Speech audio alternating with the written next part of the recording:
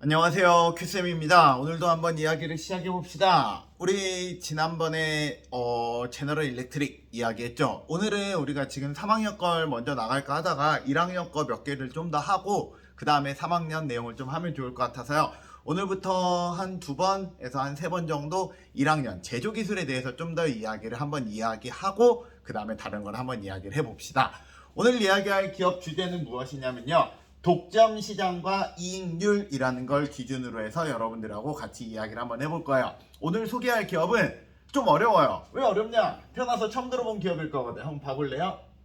자, 읽어봅시다. 뭐라 써있죠? Intuitive Surgical이라고 있는 기업이에요. 이름도 처음 들어봤고 뭐 하는 기업인지도 잘 모르겠죠? 괜찮아요. 나도 몰랐으니까. 자, 이 기업 같은 경우에 어떤 기업이냐면요. 한번 봐볼래요? 이거 뭐 같아요? 이거 보면은 느낌적인 느낌으로 뭔가 수술용 로봇인 것 같지 않나요? 이 서지컬이라 부르는 게 우리가 수술이라는 단어래요. 해가지고 이거는 수술용 로봇을 만드는 회사예요. 자, 이건 미국에서 수술용 로봇, 더 정확하게 말하면은 이런 걸 뭐 최소 침식 수술 뭐 그런 식으로 부르는데요. 뭐냐면 사람의 손으로 무언가 작업을 하는 게 아니라 사람은 여기 있는 기계를 가지고 하고요. 이 기계가 사람의 몸을 푹 넣어가지고 거기 카메라나 뭐 칼 무슨 등등이 달려가지고 그거 가지고 사람을 수술을 하는 로봇을 만드는 회사라고 한답니다. 근데 이 회사가요 좀 많이 커요. 기업 가치가 106조예요. 106조 자가 커? 우리나라로 따지면 얘보다 큰 기업이 두 개밖에 없어. 삼성전자랑 LG 에너지 솔루션 빼고 이제 다 얘보다 다 작아. 그러면 굉장히 큰 기업이라는 거죠. 근데 이렇게 큰 기업이 무엇으로 돈을 벌어내냐 보면 되게 신기해요. 일단 이 기계가 하나가 되게 비싸요. 억 단위가 넘어가고요. 10억 단위가 될 수도 있을 것 같아요. 제가 정확한 가격은 모르겠지만 굉장히 비싸서요. 그 기계를 팔아서 돈을 벌고요. 그 기계 시스템이나 아니면 서비스를 가지고 돈을 번대요. 즉 쉽게 말하면 이거 기계 하나만 가지고 돈을 번다라는 거죠. 뭐 버전은 몇 가지 있겠지만 굉장히 대단한 기업인데요. 이 기업 같은 경우에 되게 재밌는 거 하나 보여드릴게요. 이 기업이요. 주가가 봐보면은 쭉 올랐다가 살짝 떨어지고 있었는데요. 잘 봐요. 이게 코로나인데요. 코로나에서 한 2022년까지 딱 떼서 봐보잖아요.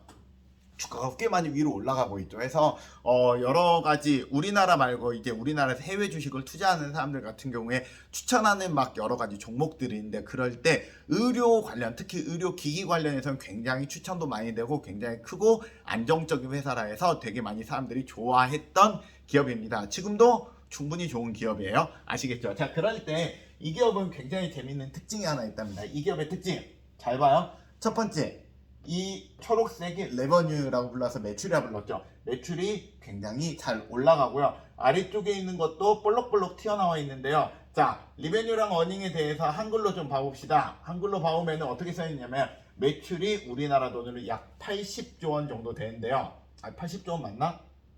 맞지?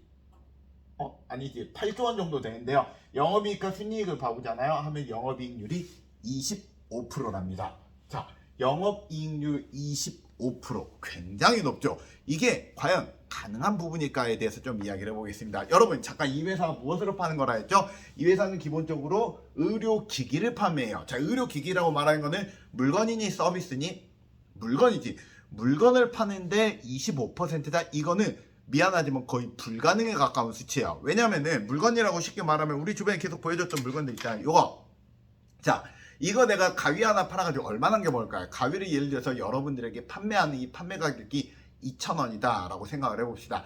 그러면 회사는 얼마를 남겨먹을까요? 2,000원이면은 10% 남겨먹으면은 대충 봤을 때 200원? 200원 남겨먹을 것 같아요? 못 남겨요. 200원이 아니라 50원 남겨먹으면 다행일 것 같아요. 왜 이런 일이 발생을 하냐면요. 이 기본적으로 물건이잖아요. 여러분들에게 지난번에 몇 번 이야기했던 걸 잠깐만 다시 한번 말할게요. 전 세계에서 무언가를 팔아먹을 때는 보통 두 개를 팔아요. 물건을 팔거나 아니면은 서비스를 팔거나.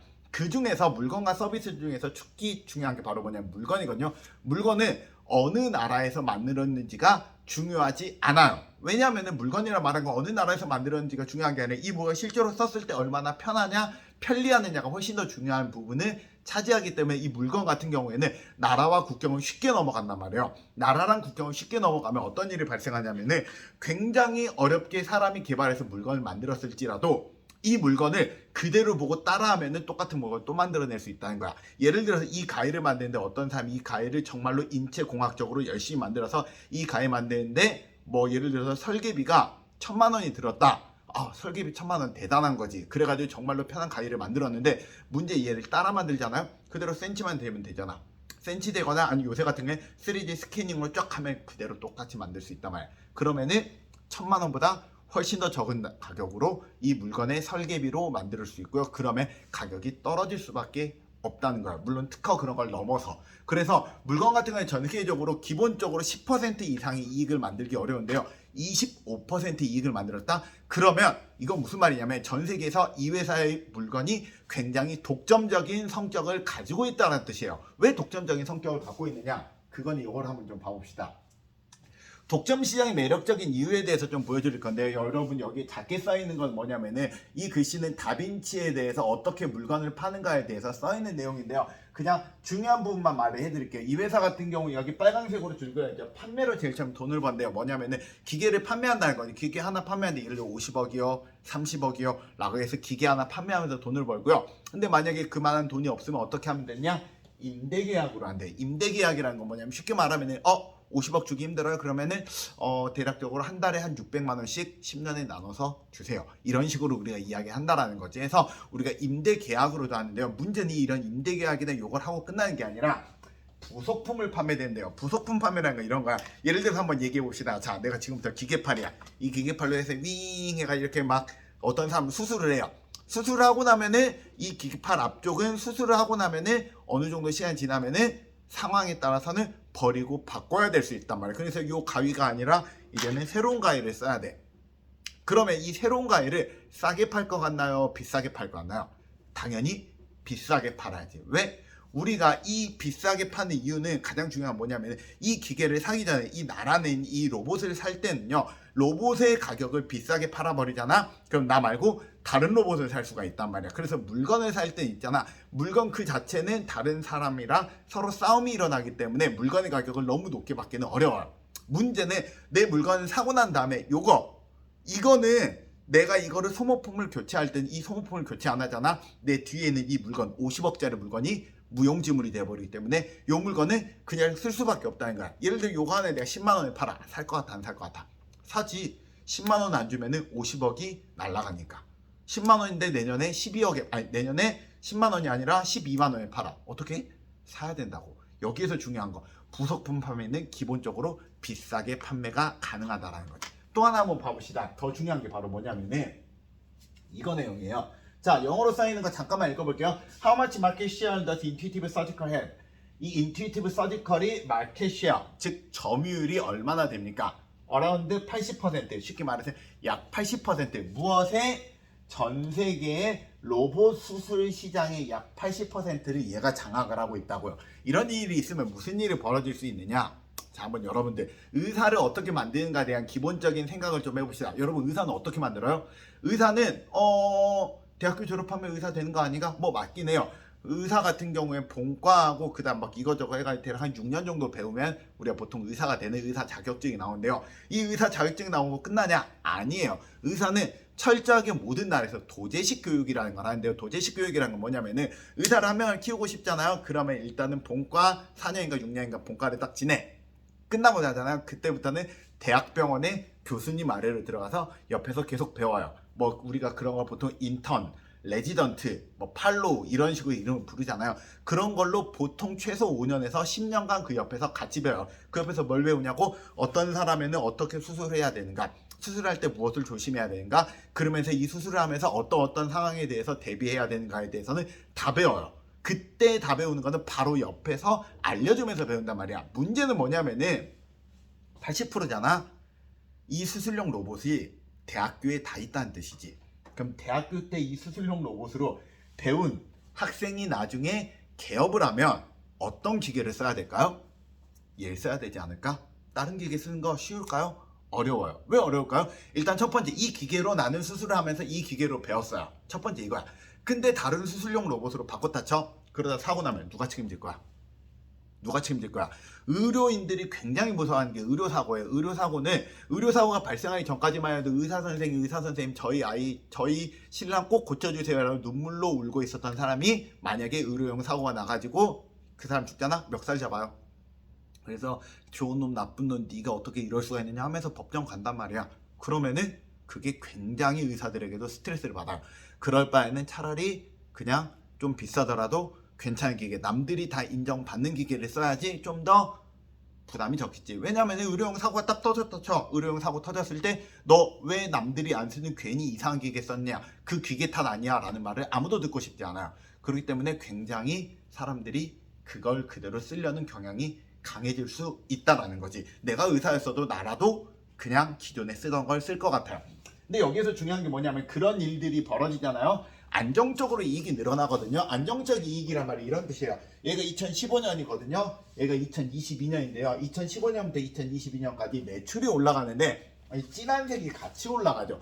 진한 색이 무엇을 말해? 리커링이라 부르는 건 재구매율이라는 거거든. 무슨 말이냐면 한번 얘네 거 회사 제품을 썼어.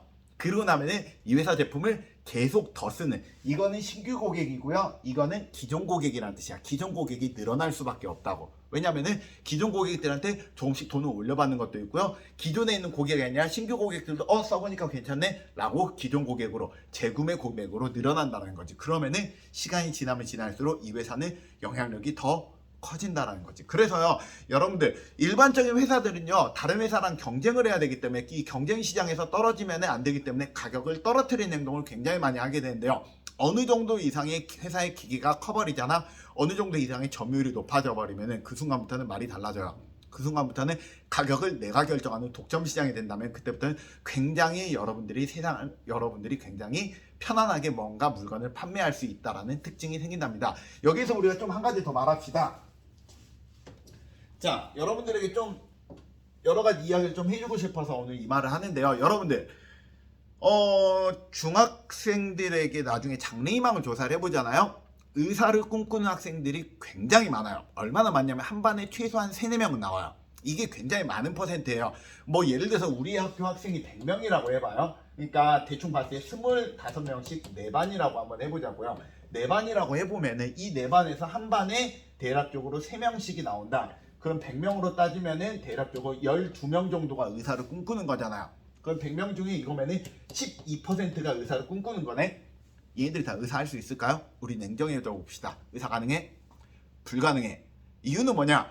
그냥 확률적으로 불가능해. 이거는 네가 공부를 잘한다 못한다를 따라서 확률적으로 왜 불가능하냐면, 우리나라에서 수능을 보는 사람들 중에서 의과대학에 합격하는 사람들을 한번 봐보자고요. 우리나라 전 세계 의사들은요 의과대학교 정원을 정해놓고 해요. 의과대학교 정원이 약 3,000명 정도 되거든요. 근데요 1년에 수능 보는 인구가요 약 40만 명 정도 돼요. 그러면 40만 명의 1%면 4,000명이지. 그럼 요거는 1%가 채 안 된다는 거지. 이 말이 무슨 말이냐면은 우리 학교 정원이 100명이잖아요. 그러면은 의사가 될 가능성이 있는 애는 1% 미만이라는 거야. 즉 우리 학교 전체 4개의 반이면 우리 학교 전체를 통틀어서 1명이 될까 말까. 8개 반이라고 치면은 2명이 될까 말까 한 게 정상이라고. 중학교가 얼마나 공부를 잘하느냐 못하느냐를 떠나서. 그러면 의사가 꿈꾸는 학생이 의사가 안 되면 죽어야 돼? 나는 내가 원하는 꿈을 이루지 못해서 펑펑 울고 끝나야 돼? 아니지. 우리 그러면 안 되잖아요. 우리 인생이 그렇게 간단하진 않아요. 자, 근데 여기에서 중요한 건 뭐냐면 의사라는 걸 꿈꿨을 때 꿈꾸는 이유가 되게 중요할 거라 생각해요. 의사를 꿈꾼 가장 중요한 이유는 내가 나중에 커서 누군가 생명이 위급한 사람을 구해주면서 기분 좋음, 그러니까 누군가 생명을 구하는 그 기쁨을 누리고 싶어서 의료업계에 들어가고 싶은 거 아니야? 뭐 물론 경제적인 이유도 있지만 전 그 이유도 굉장히 클 거라 생각해요. 그렇다면 꼭 의사를 해야 되느냐라는 거지. 의사를 안 하고도 의료업계의 일을 할 수도 있지 않겠느냐라는 거예요. 뭐 한 가지 예시를 한번 들어볼까? 저 여기 팔 보이시나요? 지금 여기 잘 보이나 모르겠는데 제가 헬스를 하다가 여러 가지 이유 때문에 좀 팔이 다쳤어요. 팔이 다쳐가지고 얼마 전에 통증의학과라는 데를 갔거든요. 거기에서 의사에게 진료를 받고요. 그 다음에 옆에 가가지고 이제 치료를 받는데 제가 알기로는 그 병원에 의사가 2명이었던 걸로 기억하거든요. 근데요 거기에 실제 안에 들어가 보면은 거기에서 일하는 사람이 10명이 넘어가요. 간호사만 내가 본 것만 4명, 그 다음에 물리치료사가 한 6명 정도는 보였던 것 같아요. 그 사람은 의사가 아니야. 하지만 의료인은 맞지.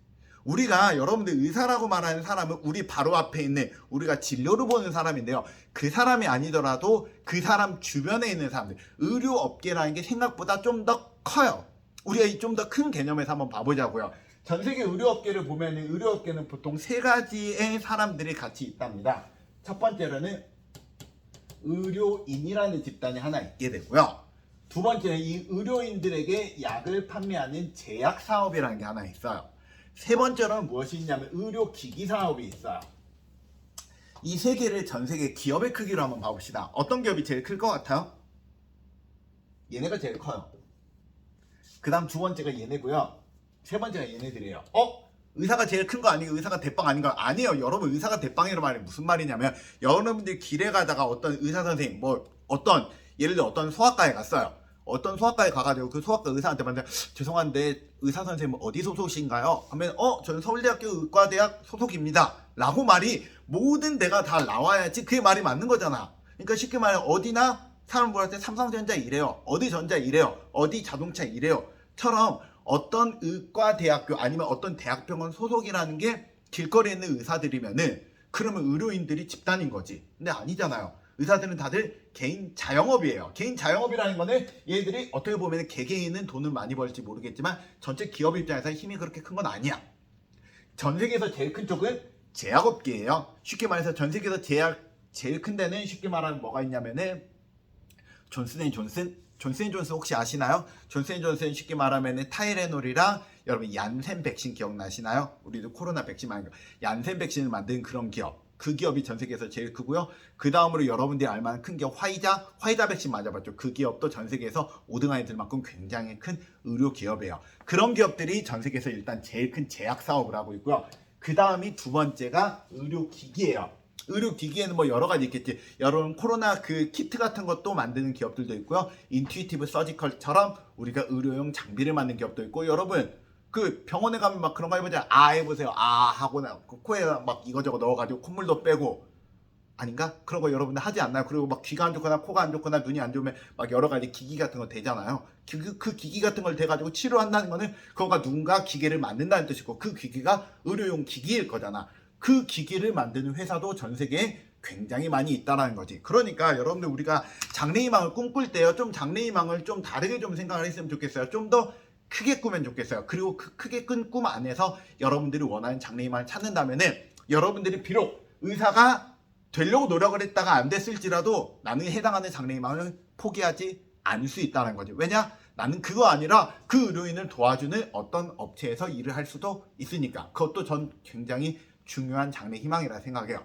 자, 오늘 이야기는 여기까지 할 거예요. 앞으로 다음 시간에는 또 다른 여러분들이 제조기업에 대해서 또 이야기 해드릴 테니까 또 한번 재미있게 들어봅시다. 오늘 이야기 끝. 안녕.